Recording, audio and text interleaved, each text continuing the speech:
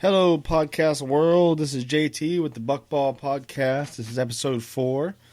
Today, I kind of want to go on a little rant about the media misconstruing Jameis's words. I mean, this guy is on his day off.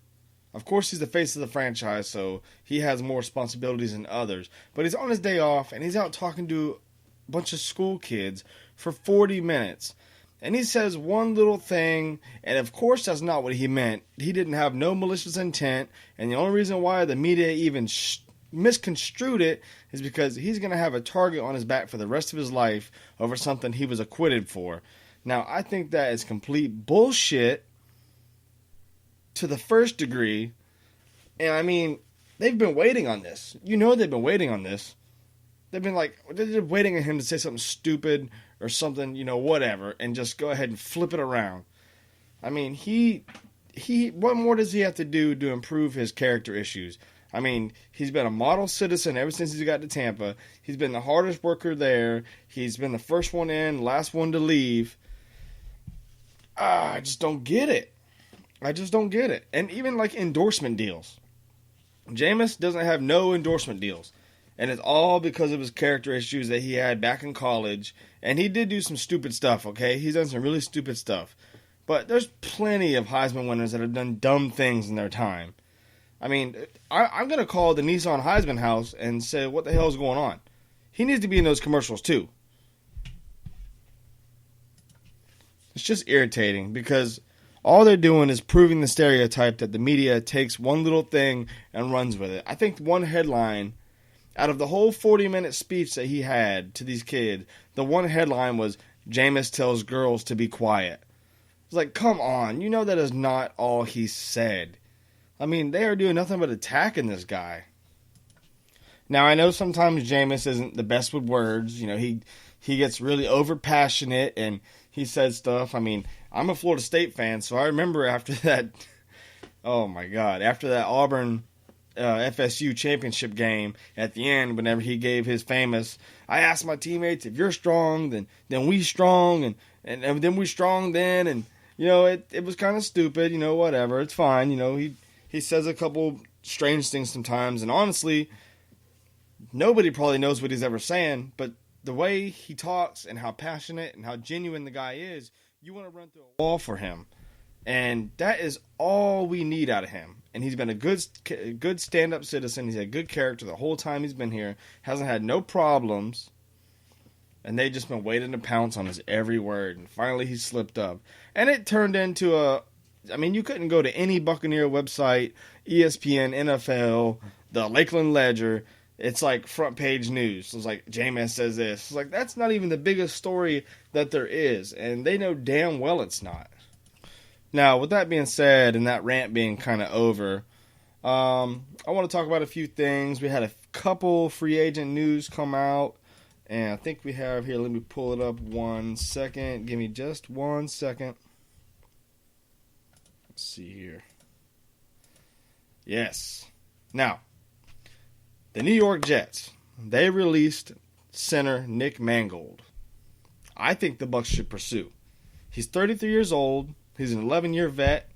He had an ankle injury last year, but him and DeBrickashaw Ferguson pretty much played from the time they were drafted on. They probably missed, I want to say, like 10 games their whole career, and DeBrickashaw missed none. So, I mean, you can't find better production from that position. And finding a solid starter for years is something most franchises always seek through free agency or the draft, or until they find a serviceable one to do the job they expect, much less be an all-pro and set the example on how the position should be played. Now, the Jets obviously feel he isn't worth the $9.7 million against their cap, and he's been a mostly durable player, but last year he had an ankle injury which forced them to evaluate their options. Now, making a difficult decision to release a long-term or long-time team player can be really hard for a team, but everybody knows this is a business. And, how many years can he realistically play for? Only he knows that. But for a team like the Bucs with so much cap room and the center position isn't the most solid, even though it has depth, and Joe Hawley is relatively young, the position is something the Bucks could look towards until they can bridge a younger player. Now, there was rumors of Ali Marpet playing center, and that has been surfacing for the past 2 or 3 months. But his value at right guard without a potential replacement is all speculation to us Buck fans at this point. We have Evan Smith, which is directly right behind Joe Hawley. He has a $3.5 million base salary, a $1 million roster bonus, and a $4.5 million cap hit for this year. He's 6'2", 308 pounds, 30 years old. Now, Evan Smith was brought to Tampa from Green Bay. He wasn't a cap casualty, but they let him test free agency. It was obvious his best years were behind him. He signed a $14.12 million contract in 2014, but his injuries forced the Bucks to seek help elsewhere. And there's no way of saying Nick Mangold will play a full season for sure, but have him compete with Joe Hawley, and either way you end up with a decent backup. Now, Joe Hawley's base salary is $2.5 million. He's got $1.25 guaranteed. That's a $2.75 million cap hit. He's an unrestricted free agent next season, and he's 6'3", 300 pounds. Now, he was brought here because the NFL is all about who you know and who you're comfortable with. Dirk Koetter was with him during his time with the Falcons, so naturally that's a fit. Joe Hawley is known for his fierce competitiveness in games. I mean, if there's a pile or something attacking his quarterback, he's most likely the first into the fight. And for what he lacks in size and height, he makes up for there. But sometimes that isn't enough. I mean, he got pushed around a lot on the tape that I've been watching. And if anyone gets cut, I don't imagine it being Hawley. Now, if you give me just 1 second. Sorry, I wanted to pull up a couple more free agent news here. I've seen a couple people saying, let's get JPP. The Giants are going to franchise tag him. They're going to let him test the market. I would love to have him, except the fact that I don't think they're going to let William Golston walk. And Robert Ayers, I mean, you might be able to play JPP on the other side, but I think the way the Bucks are right now, they're going to want to draft their own talent instead of bringing him in and paying him big money. Now, if you get JPP and then you keep William Golston and Noah Spence and Robert Ayers, I think that's just going to impact. It's going to negatively impact Noah Spence's development, and I don't think that's something they want to do. I think if they go free agent anywhere, it's going to be wide receiver or safety. I don't see them paying big money for a defensive end. I mean, they might even do defensive tackle. But as far as defensive end goes, I just don't see it. I think they want to go ahead and develop their own players. Jason Light's done said it. He's on record. He wants to build this thing the right way. And paying for big money players that might be on the back end of their career, even though JPP is still a pretty dominant player, even though he's missing 3 fingers. I mean, he couldn't catch a ball, obviously. But I think the Bucs are looking to go ahead and build this thing right through the draft. And if judging from what I said in the second podcast, we weren't that far off. I mean, we were maybe a wide receiver and a full year under Mike Smith's defense away from being in the playoffs. I mean, if we had beat the Saints or the Cowboys, we could be talking a whole different story. I mean, we might be picking around, who knows, 25. I mean, we're picking at 19 now, so we're obviously getting the bottom of the first round. Now, in other free agent news, we've seen today that the Carolina Panthers hit K1 Short, their defensive tackle, with the non-exclusive franchise tag. Now, the non-exclusive franchise tag, the franchise player must be offered a 1-year contract for an amount no less than the average of the top 5 cap hits at the player's position the previous 5 years applied to the current salary cap. Or, in other words, 120% of the player's previous year's salary. Whichever is greater. A non-exclusive franchise player may negotiate with other NFL teams, but if the player signs an offer sheet from another team, the original team has a right to match the terms of that offer. Or, if it doesn't match the offer, it loses the player. And they are entitled to receive 2 first-round draft picks as compensation. Now, go back to what I just said. The Bucs aren't going to overpay, especially not give up draft picks to bring over a player, even though he's familiar with our division. So you can go ahead and scratch him off your list. I said in my first podcast that I kind of wanted Alshon Jeffrey, but when I really got to thinking about it, they don't have to pay Mike Evans this year, but they're going to have to pay him next year. And there's no way you're going to have 2 top paid number one receivers on one team, it would cripple you, and it would make you not be able to sign the other players that you would want. Now, I think the Chiefs are going to franchise tag Eric Berry. He said he wasn't going to play under it, but once they hit him with the franchise tag, he can say he's not going to play under it all he wants. Once the money comes in and them game checks starts getting missed, and the workout bonuses start getting missed, and the training camp stuff starts getting missed, he's going to be losing out on a lot of money, and he'll play. He will play under the tag. He doesn't want to leave Kansas City. Now, the reason why I even bring that up is because Dontari Poe is going to test free agency. I think that we can get him. I really do. And Gerald McCoy is getting up to that age to where he's kind of in his prime, but getting close to the end. He's probably got another 4 or 5 years. Why not pay good money to another defensive tackle who can stuff up the middle and free up double teams when you only have 4 or 5 years left on your previous franchise player that you had in Gerald McCoy, the previous face of the franchise. Gerald McCoy's averaging 8.5 sacks a season since 2010. That's the most among defensive tackles.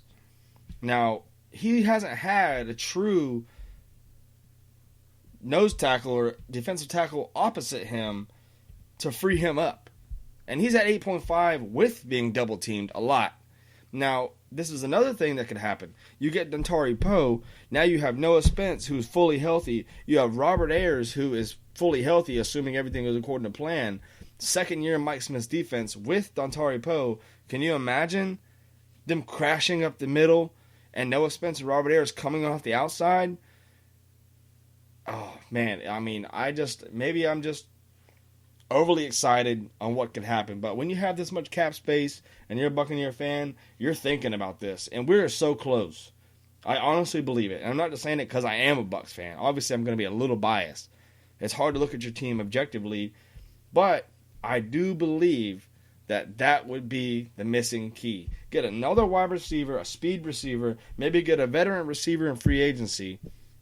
And I think we could be looking at potential playoff bound easily. Now, talking about just team needs, obviously wide receiver is one of the biggest. But running back could potentially be just as bad. I mean, considering Doug Martin's only had 2 Pro Bowl seasons out of the 5 years he's been here, and he's already going to be missing for the first 2 games next year. And who knows how his rehab's going to go. I mean, there's no way of telling. Now, I've said this probably 30 times already in 4 podcasts that this is a deep running back class. I mean, I like Kareem Hunt. I like Marlon Mack. I like Williams from Penn State, or what is it, BYU. I mean, Samaje Perine. I mean, you can go a lot of different directions here. And I was actually on Buccaneer.com looking at a few things, and they had a poll. And the poll said, which position do you think the Bucs should go in the draft? And running back actually outweighed wide receiver by 8 points. So a lot of people feel the same. And that was a 39-31 margin. But all in all, I want to keep this podcast short. I just wanted to go on a little rant, cover a little bit of the Bucs news, couple free agent things. I mean, everything I said is ideally possible. It could happen. I'm not just saying it because it's a pipe dream. I really do believe that we could do some of these things. We could add a free agent defensive tackle and draft a wide receiver and maybe get a wide receiver in free agency. And we could be right there. We could be knocking on the door. We could be just as close as Atlanta and Carolina was last year. I have no doubt. Now, if we don't get our running game going, Jameis Winston is not going to have the same year he had his first 2. I just don't believe it. I mean, defenses are too smart. They are going to completely abandon protecting or defensing against the run. I mean, I just think that's going to go right out the window, even worse than it was last year, because teams still had the game plan for Doug Martin and Jacquizz Rodgers last year, no matter what. But if they know 2 years in a row that we don't have a running game, our offensive line is going to get ate up. Now, Winston's very good at hiding the deficiencies in the offensive line. He gets the ball out in time very fast. He's very good at avoiding pressure in the pocket. And if you go by just Pro Football Focus stats, he's an elite quarterback as far as not getting, or our offensive line is elite from not getting the quarterback sacked. Excuse me.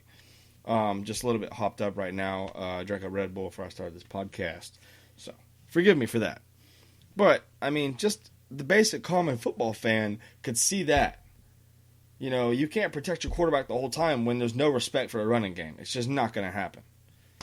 I think that's all I want to cover today, guys. I hope I said a few insightful things. As always, message me, comment me, let me know. I want to start a debate. You know, I'm not just sitting here talking to myself. I'm talking to other Bucs fans and other football fans, and I want you guys to tell me how you think I did, or what you think I can improve on, or just tell me I'm an idiot. I don't care. Doesn't matter to me. I'm sitting here doing this podcast. I'm having a blast. It's fun covering the team I love. And you know what? I'm going to keep doing it. I can't wait till the season to roll on. I'm learning more and more about how all this works. And I am so pumped up. I mean, free agency's right around the corner. Next weekend's the combine. Then we got free agency coming up.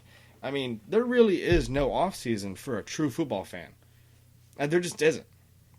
If you're a true football fan, you are automatically focused on who your player or who your team should look at, which players your team should look at. You should look at the potential free agents. I mean, you should look at everything top to bottom. You should be evaluating your own team as much as anything else. And the thing I love about it is there really is no off season. I mean, of course we get to watch March Madness here and there. You know, I love that. I love March Madness. I can get into that. And then NBA, you know, that's kind of like my third love. You know, I'm a Miami Heat fan. Still hurting from the Dwayne Wade loss. But as far as all that goes, football is the one true passion. And that is the one reason I'm doing this podcast. I really, really hope everybody loves it. I want everybody to tell me what I need to do wrong and what I need to do right. I want that so much. And this is a passion, and it's going to continue. And I hope to talk to you guys soon. And everything should be on iTunes probably by the time I publish this podcast. I'm having a little bit of trouble with that. Sorry, I can't even talk. I hit a few hiccups. Anyways. But, all right, that's it. Rant's over. I will see you guys probably after the combine and after free agency. All right. JT out.